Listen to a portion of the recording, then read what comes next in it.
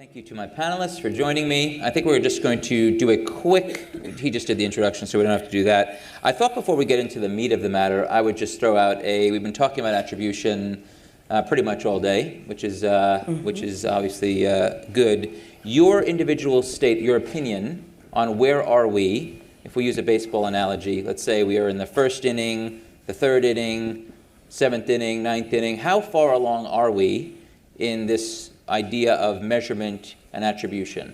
How valuable it is, how accurate it is, that kind of stuff. Start with that. Go ahead.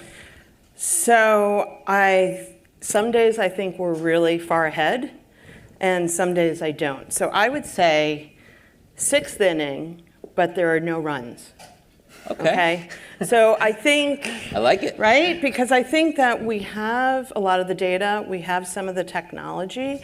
We have made tremendous progress, and I think at Time Inc., this started for us about 4 years ago when we said, wow, Time Inc. to me is a mini kind of attribution lab.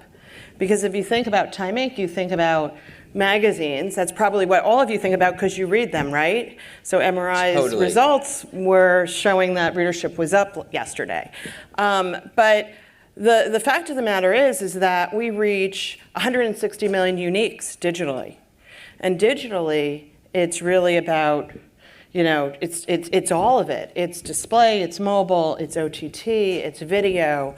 And so 4 years ago, we said, wow, let's think about the business outcome. So we heard a lot this morning about ask the right questions, ask about the business outcome. And that's what we're doing with our clients, and we've been doing it for the last 4 years, is what are you trying to achieve? If there's one KPI that you want to move, we will move that for you. And in some cases, we're going to guarantee that result for you. And so we have developed solutions. And so that's why I say it's seventh inning, because you can never be perfect. You said sixth. Okay, I said sixth. You did. I'm not going to argue with you. Okay. But in any case, I do think that there's more work to do. Got it. Okay. Yeah, I think we're still pretty early on, and it's very platform dependent yet. I mean, we still don't have a way to easily, at least from the media owner's perspective, kind of look across all of these new touch points that are evolving every day. With CNN individually, we're on 58 endpoints, 58 different device types. So getting it right across the board and being able to understand that when we're adding new ones, what seems like on a monthly basis, that creates a lot of friction.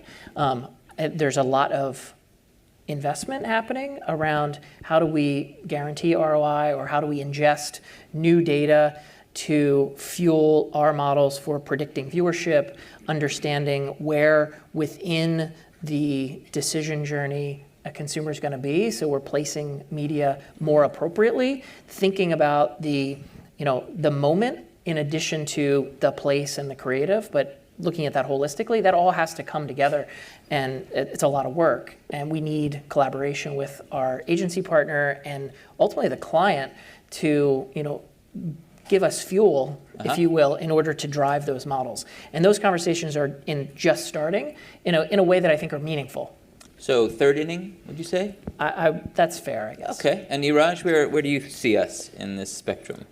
The funny thing is, from my perspective, the game has kicked off. That said, once you analyze it, from a Google perspective, there's just a wide spectrum of goings on, so to speak. So we were talking informally backstage. What is safe to say, and that supports the game has kicked off piece, is the fact that it's very clear that the average marketer that worked with Google was somewhat comfortable about the notion of the fact that we're delivering a superset of the desired audiences at relatively, in a fairly economically sort of efficient way.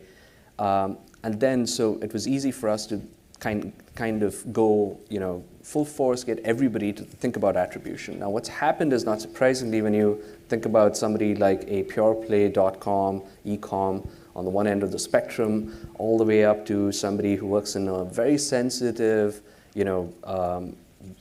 catering to an older audience, very much successful on legacy media type of marketer. I would say the game hasn't quite kicked off at all, right? So for somebody like the e-com, they're probably well into, ninth inning.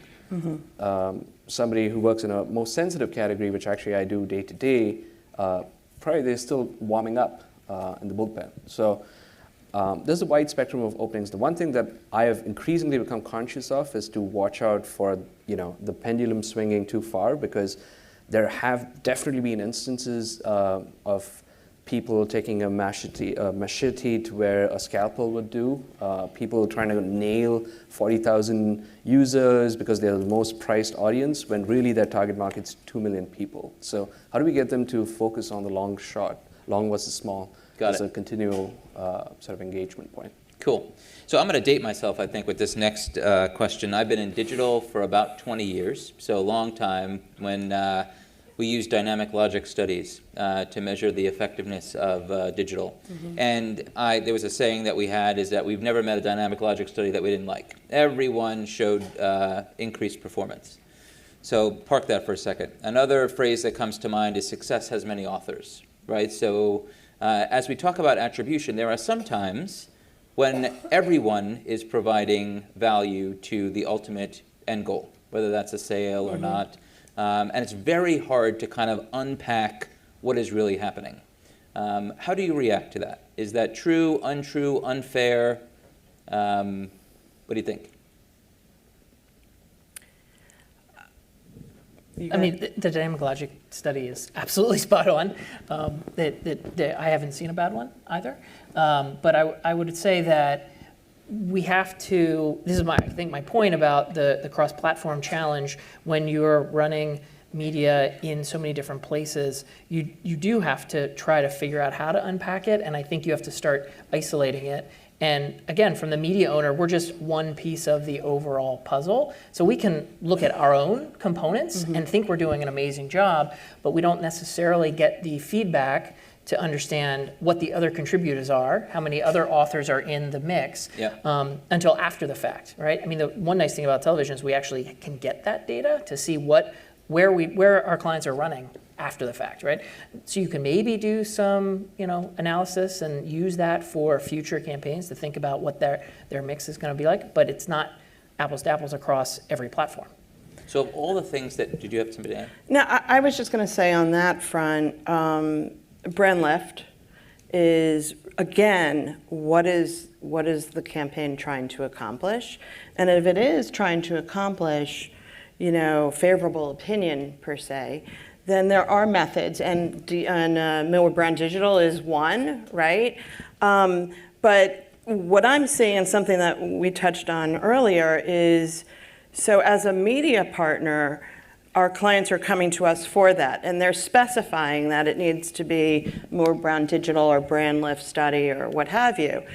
The question that I always have is, we know, okay, so if you're saying it's all showing a lift, is there or isn't there not platforms that aren't? And you know that, but we don't. Yes. And so, and we're all about transparency, and I do think that there is could be improvements on that, so that we can all understand as media owners how each of us is performing relative. And that is kind of the way I see attribution moving. It's not just about the digital platform, and I think Alice brought that up. It's really about all of the touch points, every single one of them, and how do we all understand what's happening. Got it. One of the conversations that we have with clients all the time is, as we all know, there's no shortage of things to measure, right? We can have a list of 10 different things. We try to be very, very precise and narrow that down to one or two. What are the top one or two metrics that you are being held to as media providers in aggregate? I have a I mean, Neeraj, I you would wanna say, start? yeah, Neeraj? go ahead. Sure. I would say it definitely comes down to the marketing level that we work with at the client side, right? And Google tries to be flexible about ensuring we can cater to the needs of everybody from a marketing perspective at a client side. When it comes to the CMO, it's very simply ROI, right? We know what they are incentivized on. We know what their feet are held to the fire on. And it's like returns. and to guide them along the path of the fact that marketing unfortunately ends up being a bit of a lagging indicator. All the good work you do in Q4 sometimes shows up in Q1 and Q2, by which time the results have sailed, and you've not proved your P&L, so to speak. So I think when it comes to that cadre of marketer, it's definitely the top line of the money. By the time we get down to talking to digital partners, by the time we get down to core practitioners, I think it's a lot of formulation, right? We formulate the KPIs on a per business basis. We try and get them to think away from ROI just because it's the most used metric in some circumstances, and say, let's first frame the right hypotheses for what your business actually accomplishes. Are you able to sufficiently account for short-term losses versus longer-term gains? What are your horizons? Why is a view-through conversion potentially more important or less important than what you think it is, and so forth. So the ability to granulate across view-throughs, clicks, site actions, and the like, it varies based on the actual advertiser. And are you willing to guarantee ROI performance as a result of advertising on Google? So, I mean, I would say it's hilarious. I obviously it's way above my pay grade to make a call of that kind. But on a more serious note, when I think about ROI in a Google context, there are a few things that I think are important to clarify right at the outset, right? So one thing that I think is well known in a digital context is every partner is like, hey, my ROI is 3-to-1 and 4-to-1. So if you add them all up, you're like, oh my God, I mean, I've got to be in the most profitable business of all time, right? But we know the reality is not the same. So I think there are a few things that often need to be clarified. The fact is, where the media is not where the user is. And so if you suddenly do some sort of an incrementality test with Google, you are probably going to produce a spectacular ROI because you're doing it on such a limited sample basis that you're going to pick up the perfect users that you need, right? And so versus where if there were greater parity between media and users, suddenly it's not clear that Google's going to look that attractive from an ROI perspective. So I think scale matters. I also have increasingly noticed that we want to help the business look beyond the marketing's P&L, right? The fact is when you think about corporations, so I work a lot with healthcare, so just to take the example of pharma, the fact is pharma may be well known to be maybe a well-known space for large marketing budgets, but the fact is they have humongous R&D budgets, they have humongous fixed costs that just amortize at a different rate. Now all of that hits margin far more dramatically than how marketing hits margin. Our ability to empathize the business case for a client of that kind, instead of making promises to the effect of, you did a great job as a marketing professional, just go and get a raise, and tone it down towards like, how is this impacting your larger business? But I have a question on that. So, because we've done a lot of work in pharma as well. And so at what point can you guarantee some sort of action? Because we all know in pharma that we can't guarantee that we're going to drive scripts. But what we can do is say along what point of that process can we help that consumer act, right? And so, Rex mentioned that we work with Marketing Evolution, and we are working with a very large pharmaceutical company over the last 4 years to impact the intent to talk to the doctor about the drug. And we're actually guaranteeing it, and we have guaranteed it year 1 through year 4. And could I ask you a question? When you say guarantee, if you don't meet that guarantee, you don't get paid? Or what does that mean? if we don't meet the guarantee, which is a certain lift, right, we will give them back in, space, credits, what have you, the shortfall. Got it. But in fact, year over year, it was 2 times, and because this model is a media mix model that we've created, and we're measuring on an ongoing basis the performance of all of our assets, we're putting that back into the model each year. So the model gets smarter. And so guess what? The results become even more powerful. Better over time, yep. So I hear what you're saying, but is there a point in which we can all decide, like, what is it that we can bring to the table? Yeah.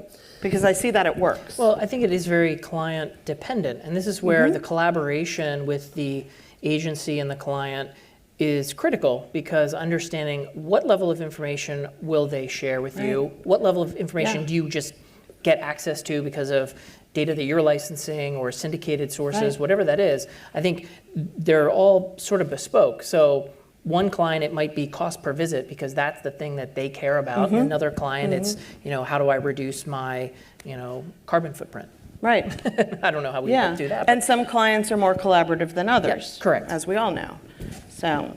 And at Turner, could you kind of distill it down to the top two things that you're measured against? What are your two top metrics?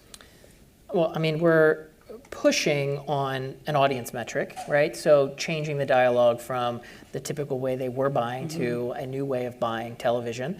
And so we're guaranteeing on audience impressions, which is defined by the client. So they're defining their segmentation, they're citing the data source, we're ingesting that, using it, and guaranteeing X number of impressions against that, and guaranteeing a efficiency on the CPM versus a historical schedule they ran with us.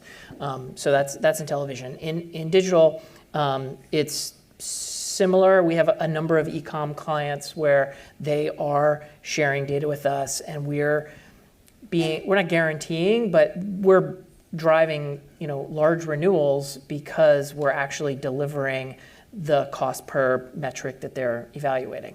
And so one of the big things that I'm pushing on is how do we get better, more real-time access to some of those data points so we can actually guarantee the result, right? And understanding which categories are more willing or less willing are where we're trying to engage and deliver that capability across digital and linear. Yeah, and just to get a sense of order of magnitude, is it like 80% of the business is still based on delivering audiences and 20% is based on something more, delivering some kind of ROI metric, or how does it? I mean, we're all measured on ROI. I mean, at the end of the day, the client has some cost per metric that they're looking at, whether I know it or not. And they wouldn't, like our DR clients, it's a very big business in television for us. And, we wouldn't get bought if we weren't delivering efficiently. And they spend based on, seasonality and all kinds of things. But that's a very healthy business for us, and it wouldn't be healthy if we weren't actually delivering a result, right? Now, again, trying to unpack that, trying to understand how can we supercharge it? How can we use our own data and analytics to drive more predictive results for them out of linear, first and foremost, because that's where there's a lot of scale, and then ultimately in digital video. Got so it. It's a small percentage today, but it's an area that we're spending a lot of time. So let's talk a little bit about an example of when it works and an example of when it doesn't work. And if we could talk about specific clients, that would be great. So Neeraj, can you think about a specific client example where the client is illuminated, asking the right questions, measuring the right things? Talk about a good case study. Yeah, so there's a beautiful one involving a fairly significant financial services client. They were at a stage where some of their, so not surprisingly, post 2008, 2009, increased regulation. They were trying to find their footing in terms of, what do we do in terms of margins, audiences, and a whole bunch of fairly open-ended business questions. Now, they started off on a very focused approach of trying to understand what is happening on their site. Very serendipitously for us, the person we were able to, from my organization, that we were able to throw as a solution layer against this client was somebody who actually was a customer of ours. So he started his own business and was so well versed in Google Analytics because he used it as a free product to try and understand everything that was happening on his site. He really understood the pains of a client of that kind. So even though he may have been a small shop in his journey before he hopped onto Google as an employee, by the time he had gone there, he had sort of that wealth of experience in terms of being able to look at it outside of the Google potential, blinkered view of things and an actual client perspective. So what happened is we started off by doing better site tagging, ensuring we were focused on the right call to actions and the right events. And then that graduated towards them doing a better link between their CRM and the actual users that were visiting site. So suddenly we were actually delivering audiences, but it happened organically on the basis of sort of a committed, empathetic approach that somebody took on. So I think it's my general takeaway from that particular example is we are not always going to be able to get ex-customers join Google, become our employees, and help out in the case of this kind, right? It's not a very scalable model.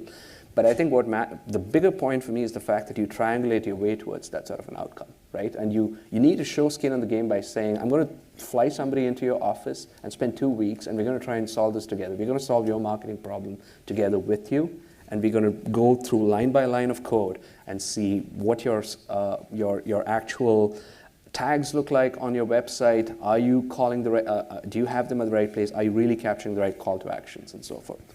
Got it. Time Inc. Do you have, Karen, do you have one that's a good standout, good example? I mean, it's, I mentioned pharma before, but I can name them, which is Toyota. We've been working with Toyota for the last 4 years. 4 years ago, we developed a product that we call Engage. And it really is about optimizing a result for a client. And it leverages media mix modeling. It's really taking into account all of our first-party data as well as third-party, as well as all of the data and tracking information that the client had. We have a wonderful partnership with the client, so there's a lot of collaboration where that client and agency is sharing a lot of their insights on their customers, okay? And so all of that we ingest into the model, and what we do is we create a plan together. And working with Marketing Evolution also has benchmarks on impact. And in many cases, the impact that we're being judged against is upper funnel. And so it's about, did we drive awareness or create more favorable opinion or consideration of that model, okay? In the case of Venza, which was the first one that we worked on with them, we actually drove a 20% incremental impact in awareness versus a group that wasn't exposed to the Time Inc. messaging.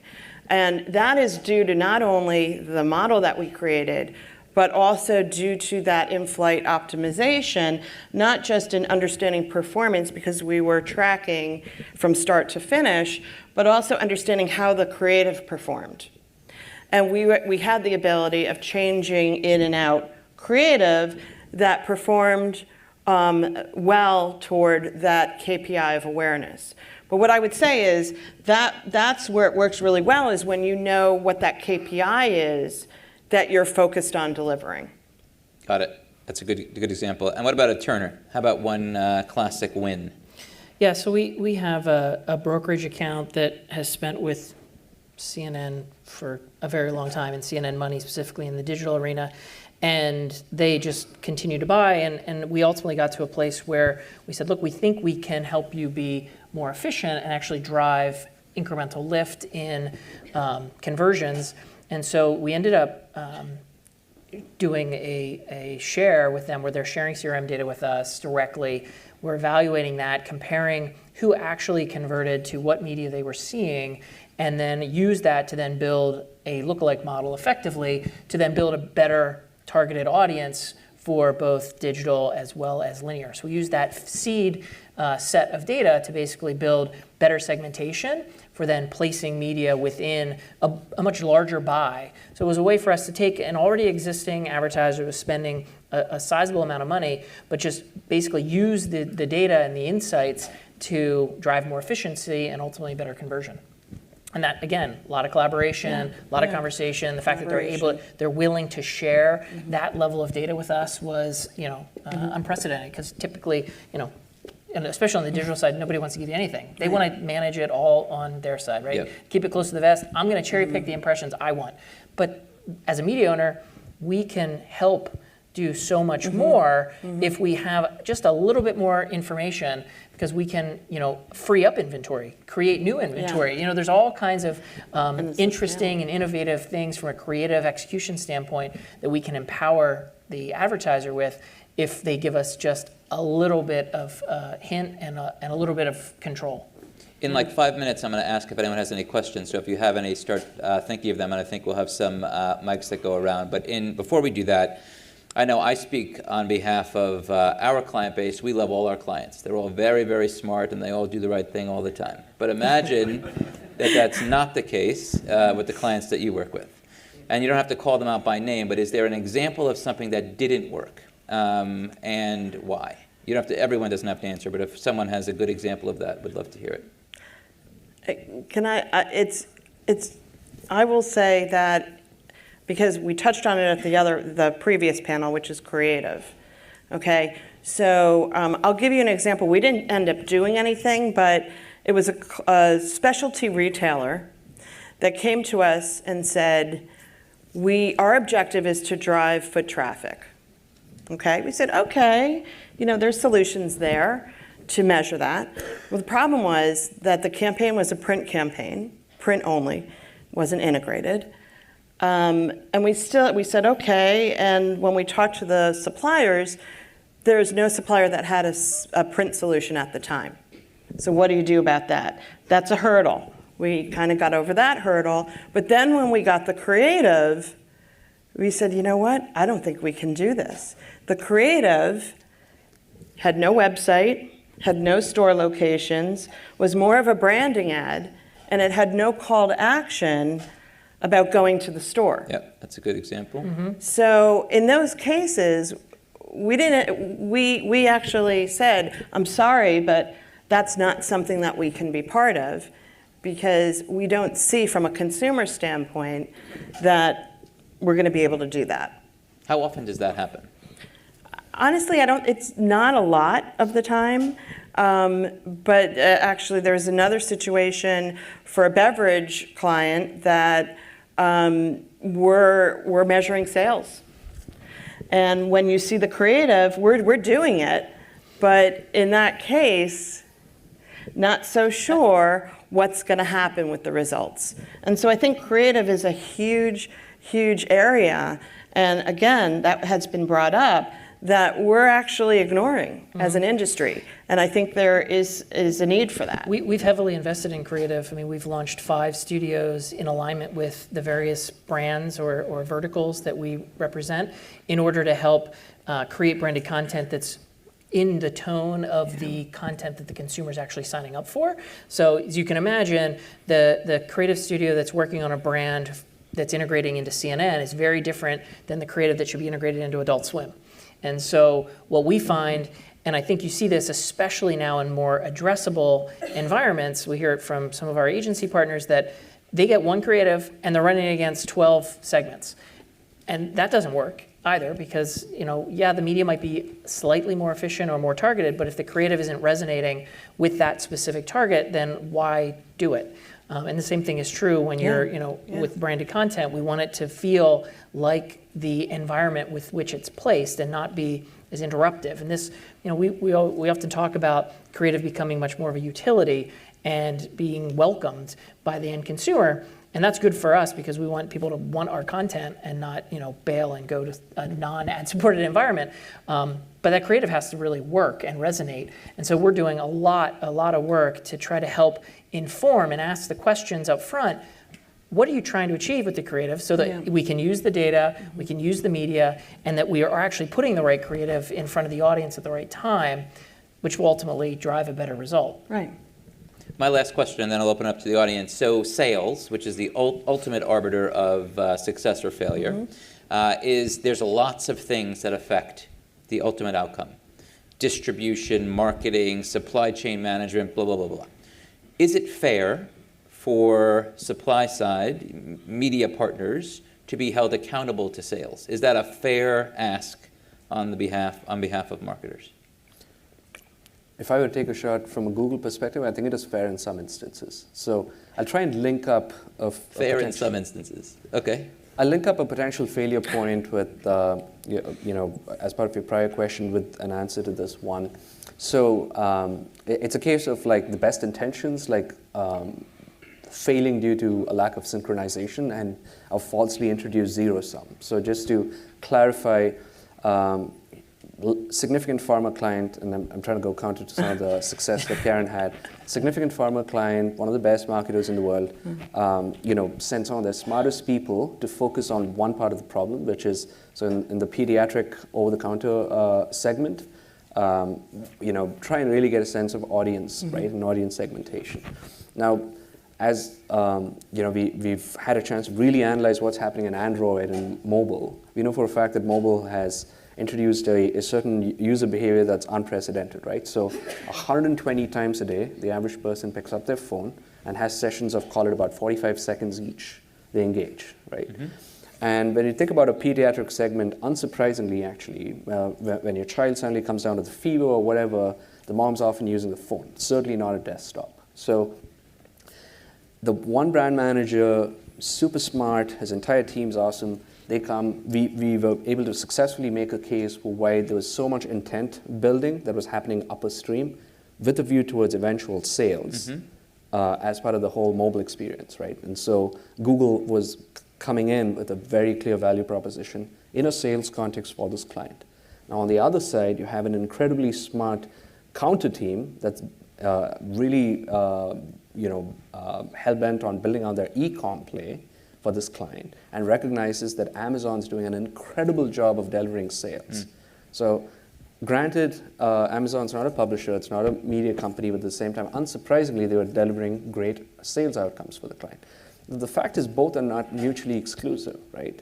But both these guys were rolling up to some sort of an eventual head that threw a budget and said, figure it out, fight it out, right? So you come up with this sort of false zero sums where without the absence of which, you can actually hold Google's feet to the fire in terms of a sales outcome and Amazon's feet to the fire in terms of a sales outcome and really try and optimize. So I think in an instance such as simple as a $5 gizmo or $10 gizmo for a pediatric OTC, you should hold Google somewhat accountable. When you're talking about a $200,000 Hep C treatment that can last over 2 years and have a lifetime value of over 3 visits and the like, it's much harder. Yeah. You guys agree? Well, I would say that when we talk about sales, Time Inc. actually guarantees the return on ad spend, the ROI, and the lift in sales. So we've partnered with NCS to do that for CPG, and Nielsen with a lot of the credit card, and now with our acquisition of Viant, we have this rich people-based data set that we can now really measure to sales. So, and it's print, it's digital, it's mobile now because of our device graph. And so I would say, yes, we should be held accountable to that where it's appropriate. And so in certain categories, it's not. In pharma, actually, the example I used for intent to talk to the doctor, we worked with that company to figure out the hook into their I'm going to say epidemiological funnel. Nice. Right? I said it right. And it went down to the ROI. So we were able to hook into it. So I think it's possible, and I think we should be held accountable to it. Amen. Love it. Do we have time for questions or no? We don't have time for questions. I'm getting the X-nay on the questions. Anyway, thank you very much to my panelists. It's been a great conversation. Thank you a lot.